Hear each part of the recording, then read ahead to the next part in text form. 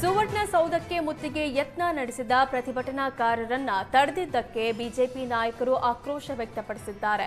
ಈ ಬಗ್ಗೆ ಮಾತನಾಡಿದ ವಿಜಯೇಂದ್ರ, ಈ ಸರ್ಕಾರ ದಲ್ಲಾಳಿಗಳಿಗೆ, ಸಕ್ಕರೆ ಕಾರ್ಖಾನೆ ಮಾಲೀಕರಿಗೆ ಮಣಿದಿದೆ. ರೈತರ ಹಿತ ಕಾಪಾಡುವಲ್ಲಿ ಎಡವಿದೆ. ಕಬ್ಬು ಹೋರಾಟಕ್ಕೆ ನಾವು ಹೋಗಿ ಕುಳಿತಿಲ್ದಿದ್ರೆ ಸರ್ಕಾರ ಸೀರಿಯಸ್ ಆಗಿ ತಗೋತಾ ಇರ್ಲಿಲ್ಲ. ನಾವು ಹೋಗಿ ಪ್ರತಿಭಟನೆಗೆ ಕುಳಿತ ಮೇಲೆ ಸರ್ಕಾರ ಸಭೆ ಮಾಡ್ತು ಅಂದ್ರು.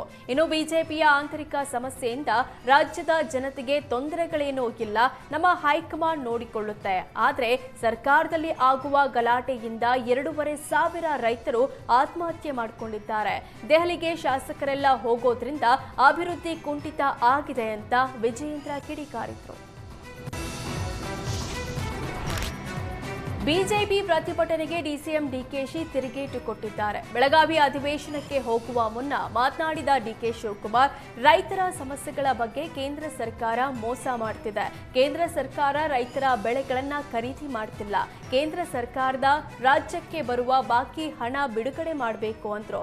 ಈ ವೇಳೆ ಬಿಜೆಪಿ ಪ್ರತಿಭಟನೆ ಬಗ್ಗೆ ಆಕ್ರೋಶ ಕೂಡ ಹೊರಹಾಕಿದ್ರು. ನಾವು ರೈತರ ಪರವಾಗಿ ಇದ್ದೇವೆ.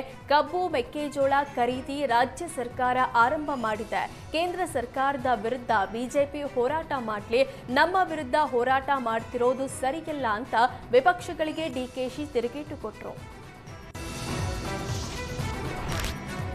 ರಾಜ್ಯದಲ್ಲಿ ಮತ್ತೊಮ್ಮೆ ಟಿಪ್ಪು ಜಯಂತಿ ಕದನ ಶುರುವಾಗಿದೆ. ಟಿಪ್ಪು ಜಯಂತಿ ಆಚರಣೆ ಬಗ್ಗೆ ಕಾಂಗ್ರೆಸ್ ಶಾಸಕ ವಿಜಯಾನಂದ ಕಾಶಪ್ಪನವರ್ ಪ್ರಸ್ತಾಪಿಸಿದ್ದು ಬಿಜೆಪಿಗರನ್ನ ಕೆರಳಿಸಿದೆ. ಆದರೆ ನಾನು ಗಮನ ಸೆಳೆಯುವ ವಿಚಾರದಲ್ಲಿ ಟಿಪ್ಪು ಜಯಂತಿ ಬಗ್ಗೆ ಕೇಳಿದ್ದೇನೆ. ಬಿಜೆಪಿಯವರು ಪ್ರತಿಭಟನೆ ಮಾಡಲಿ, ಯಾಕೆ ವಿರೋಧ ಮಾಡಬೇಕು? ಯಡಿಯೂರಪ್ಪ, ಶೆಟ್ಟರ್ ತಮಗೆ ಬೇಕಾದಾಗ ಟಿಪ್ಪು ವೇಷ ಧರಿಸಿದ್ರು. ಆಗ ಟಿಪ್ಪು ಜಯಂತಿ ಬೇಕಿತ್ತು, ಈಗ ಬೇಡವಾ ಅಂತ ಪ್ರಶ್ನಿಸಿದ್ರು. ಅಲ್ಪಸಂಖ್ಯಾತರು ಈ ದೇಶದ ಸ್ವಾತಂತ್ರ್ಯಕ್ಕೆ ಹೋರಾಟ ಮಾಡಿಲ್ವೇ? ನಾನು ಈ ಬಗ್ಗೆ ಸದನದಲ್ಲಿ ಹೆಚ್ಚು ಮಾತಾಡ್ತೇನೆ ಅಂತ ಕಾಶಪ್ಪನವರ್ ಹೇಳಿದ್ರು. ಟಿಪ್ಪು ಜಯಂತಿ ಮತ್ತೆ ಆರಂಭಿಸಬೇಕು ಅಂತ ಕಾಂಗ್ರೆಸ್ ಶಾಸಕ ಕಾಶಪ್ಪನವರ್ ಬೇಡಿಕೆ ಇಟ್ಟಿದ್ರು. ಈ ಬಗ್ಗೆ ಮಾತನಾಡಿದ ಸಚಿವ ಜಮೀರ್, ಟಿಪ್ಪು ಜಯಂತಿ ಆಚರಣೆ ಬಗ್ಗೆ ಈಗ ಸರ್ಕಾರದ ಮುಂದೆ ಪ್ರಸ್ತಾಪ ಆಗಿಲ್ಲ, ಸರ್ಕಾರದಿಂದ ಸ್ಥಗಿತ ಆಗಿದೆ.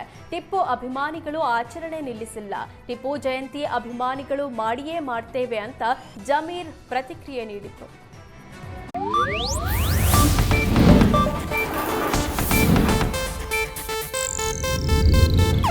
ಇದು ಏಷ್ಯಾನೆಟ್ ನ್ಯೂಸ್ ನೆಟ್ವರ್ಕ್ ಪ್ರಸ್ತುತಿ.